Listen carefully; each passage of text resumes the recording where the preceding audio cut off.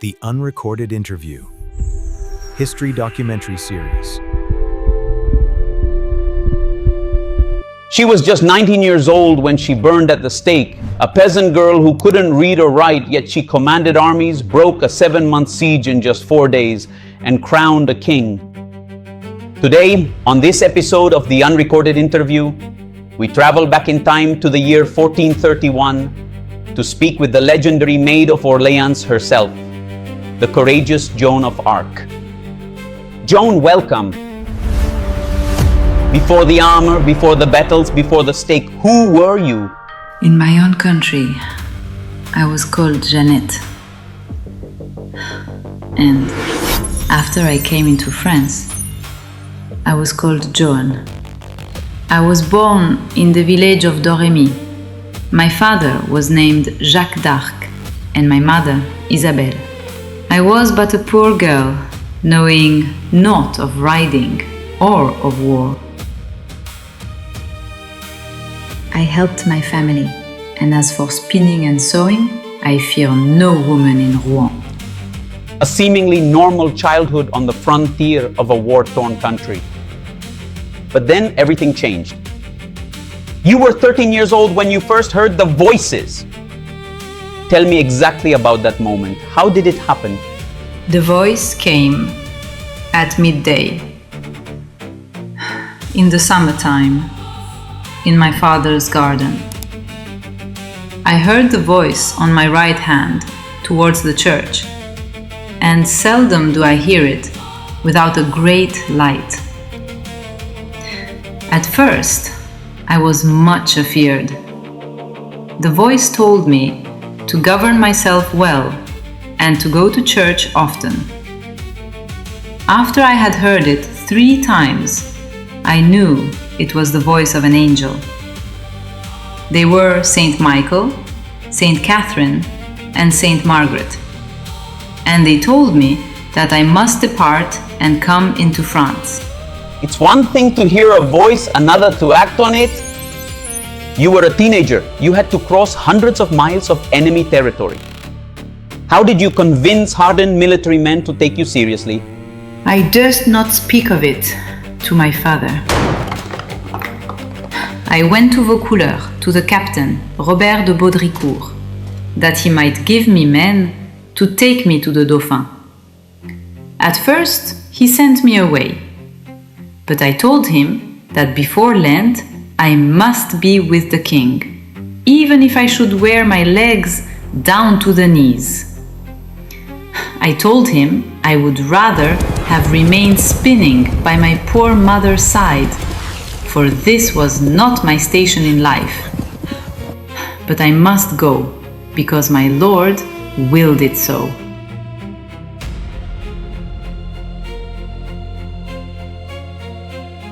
You went from spinning wool to commanding an army of thousands.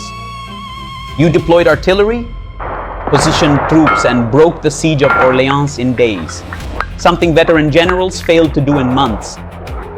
How does an illiterate teenager know military strategy? I told the clerics at Poitiers, in the name of God, the soldiers will fight, and God will give them victory. I had no need of worldly tactics. My counsel came from my Lord. But you didn't just pray, you fought. You sent letters to the English commanders telling them that if they didn't leave, you'd have them all killed.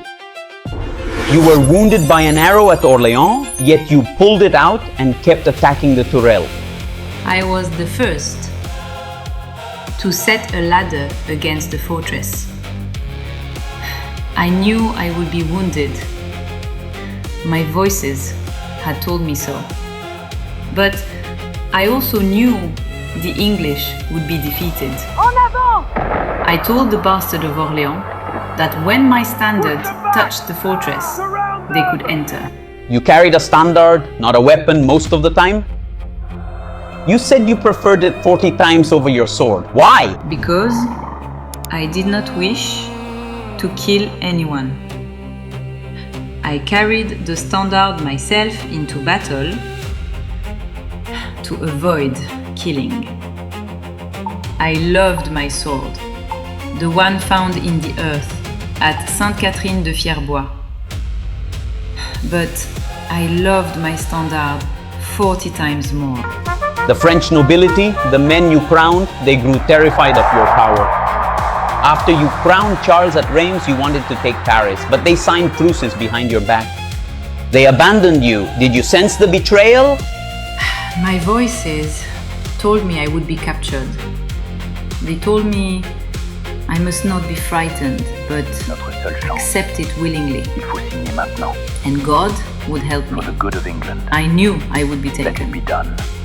I did not know the day or the hour. She saved a kingdom, but the men in power could not tolerate a teenage girl who answered only to God. The trap was set, and when she fell into it at Compiègne, her true nightmare began.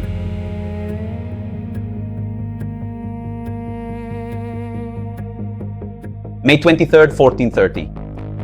You are knocked off your horse in Compiègne. Your king, the man you crowned, does absolutely nothing to save you.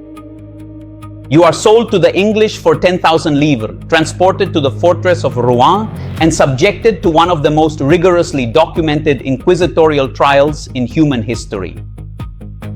42 of the most brilliant theological minds of English France are brought in to break you, but the transcripts show you weren't intimidated.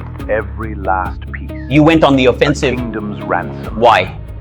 Because they were not my true judges. They were partisans of the English. I told the Bishop of Beauvais to his face, "You say that you are my judge. Take good heed of what you do, because in truth, I am sent by God, and you put yourself in great peril." I told them that before 7 years had passed, the English would lose everything they had in France. They tried to set theological traps for you. The most famous one occurred on February 24th. They asked you a question that was impossible to answer correctly. Are you in the grace of God? If you said yes, you committed the heresy of presumption, claiming to know the mind of God. If you said no, you confessed to being a sinner guided by demons. How did an illiterate 19-year-old soldier manage to evade the most educated men in Europe? If I am not, may God put me there. If I am, may God keep me there. For I had rather die than not be in the love of God. Let's talk about the accusation that finally condemned you, men's clothing. The court called it an abomination to God. They told you to put on a dress, to submit to the church. But the historical reality is much darker, isn't it? You weren't in an ecclesiastical prison guarded by nuns as canon law required. You were in a secular dungeon. Tell me the truth about those nights. I slept with my legs fettered in 2 pairs of irons, locked tightly to a great block of wood. There were 5 English guards, 3 inside my cell, 2 outside the door. I complained to the bishop that I could not give up my male clothing for fear that my guards would violate me in the night. My tunic and hose were tied together with many thick cords. In that place, amongst those men, it was most necessary that I wear the dress of a man. You resisted the interrogations, the threats of torture, and the darkness of that cell for months. But every human being breaks. And Joan's breaking point happened in a graveyard with the smell of the fire in the air. We're going into the fire.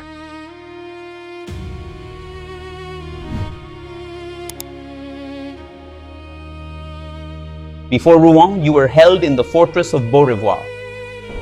You were so desperate that you threw yourself from the top of the tower, risking suicide. Later, on May 24th, 1431, they dragged you to the cemetery of Saint-Ouen.